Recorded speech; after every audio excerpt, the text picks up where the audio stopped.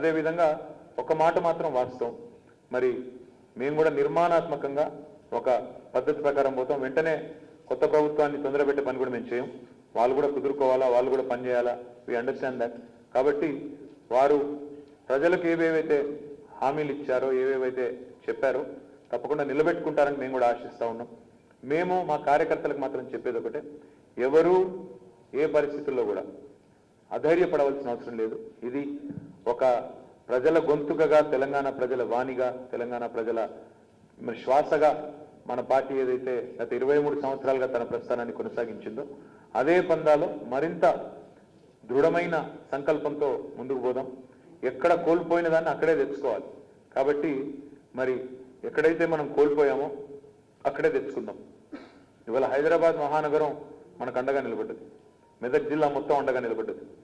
కరీంనగర్లో కూడా మనకి దాదాపుగా 5-6 సీట్లు వచ్చినాయి. ఇంకా చాలా చోట్ల వచ్చినాయి.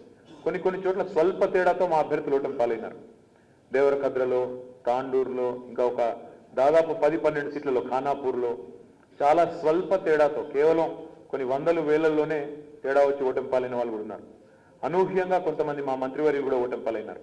కానీ నేను పార్టీ బాధ్యుడిగా, పార్టీ యొక్క కార్యనిర్వాహక అధ్యక్షుడిగా మా పార్టీ కార్యకర్తలు కూడా చెప్పేది, మా నాయకులు కూడా చెప్పేది ఏమంటే, ఇది కేవలం ఒక చిన్న స్పీడ్ బ్రేకర్ మాత్రమే, చిన్న ఎదురుదెబ్బ మాత్రమే. దీనికి నిరాశపడవలసిన అవసరం లేదు, పింగిపోవాల్సిన అవసరం లేదు. తప్పకుండా మన నాయకుడు కేసీఆర్ గారి నాయకత్వంలో మళ్ళీ ఒకసారి బలంగా ఎక్కడి వాళ్ళం అక్కడ అన్ని సర్వశక్తులు ఒడ్డి పోరాటం చేద్దాం. సమయానుకూలంగా మరి పార్టీని ఏమేమి చిన్న సమీక్ష చేసుకున్న తర్వాత చిన్న మార్పులు చేర్పులు ఏమైనా చేసుకోవాల్సి ఉంటే చేసుకుందాం. మళ్ళీ ఎంత దృఢంగానైతే ఉద్యమాన్ని ఆనాడు ఎన్నో ప్రతికూలతల మధ్యన నడిపినాము, 14 ఏళ్ల పాటు రానే రాదనుకున్న తెలంగాణను ఎట్లయితే కష్టపడి పోరాటం చేసి సాధించినామో మళ్ళీ అదే రకమైన పోరాట స్ఫూర్తితో, అదే రకమైన మొక్కవోని ధైర్యంతో మరి తప్పకుండా ముందుకు పోదామని చెప్పి కూడా తెలియజేస్తూ, ఎన్నుకోబడ్డ మా గౌరవనీయులైన శాసనసభ్యులందరికీ కూడా, ఎందుకంటే దాదాపు 39-40 సీట్లలో మా శాసనసభ్యులు కూడా గెలిచినారు, వారందరికీ కూడా నా శుభాకాంక్షలు. వారి గెలుపు కోసం పనిచేసిన కార్యకర్తలకు కూడా శుభాకాంక్షలు.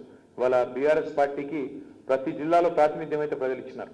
తప్పకుండా మరి ప్రతి జిల్లాలో ప్రాతినిధ్యం ఇచ్చి ప్రజలు కూడా మనల్ని గౌరవించారు. కాబట్టి అదే పందాలో ప్రతి జిల్లా సమస్యలు, ప్రతి నియోజకవర్గ సమస్యలు పూర్తి స్థాయిలో మరి రేపటి రోజున పరిష్కరించేందుకు మన వంతు పాత్ర మనం పోషిద్దామని చెప్పి తెలియజేస్తూ, సహకరించిన మీడియాకు కూడా ఎన్నికల ప్రచారంలో, అదేవిధంగా ప్రభుత్వ నిర్వహణలో మీడియా కూడా ఉద్యమంలో సహకరించింది. మీకు కూడా హృదయపూర్వకంగా ధన్యవాదాలు. ఇక జరగాల్సిన ప్రహసనం ఏదైతే ఉంటుందో అది జరుగుతుంది. ఆల్రెడీ ముఖ్యమంత్రి గారు మరి ఇక సహజంగానే ప్రజాస్వామ్య ప్రక్రియలో మనం పరిణితి ప్రదర్శించి మనం వచ్చిన తీర్పును గౌరవించాలి. ప్రజా తీర్పు శిరోధార్యం కాబట్టి ఆల్రెడీ తన రాజీనామా పత్రాన్ని గవర్నర్ గారికి పంపారు.